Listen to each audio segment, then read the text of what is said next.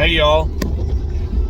So it's Thursday. Happy Thursday to all my tree brothers out there.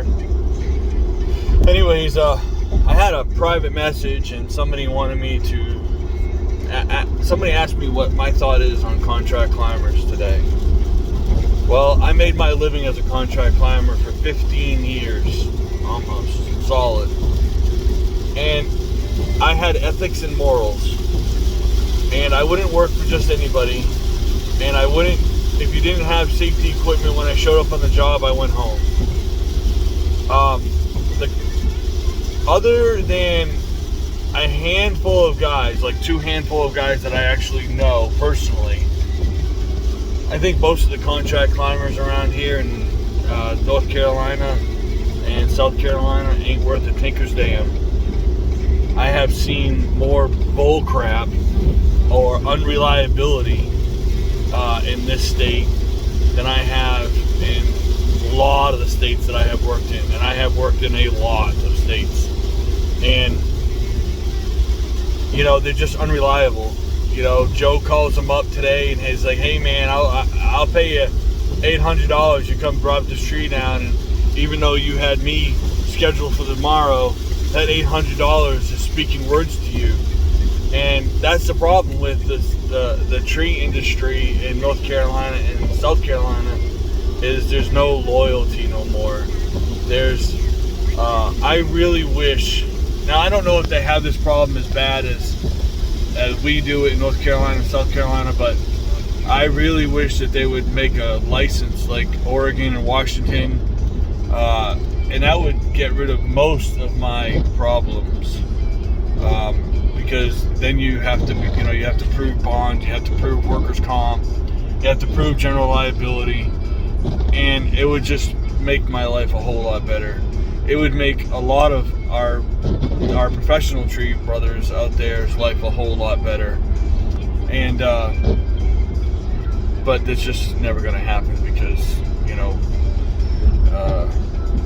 North Carolina won't do it and South Carolina won't do it. So anyways, that is my thought and theory on contract climbers in the state of North Carolina and South Carolina. And the reason why I have that thought is because they have no accountability, and they have no loyalty, and they have no morals. It's all dog eat dog world, let me put it that way. And they're just drug problems or crackheads or meth faces or meth heads, whatever you want to call them. I have no time for them. I am washing my hands of, if you are a contract climber and you're a legit contract climber, I'll have dealings with you. But if you're not, I don't care to ever set eyes on you. You're a waste of time for me. So that's how I feel. Crackhead contract climbers give the good guys a bad, you know what I mean? It makes it hard for us, and we have the proper insurance. When I was a contract climber, I had the proper insurance. I showed up on time. I had all my stuff. I didn't need to borrow anybody else's stuff. I didn't need to borrow anybody else's stuff. And we got the job done. I always got the job done. But these guys, they climb a tree, they smoke a cigarette, they come down, they mess with their rope, they sharpen their saw. It's just always something. It's always a story. Or they have to go home because they got a stick in their butt, or they got to go home and they got to do this. It's just always some type of bull crap story.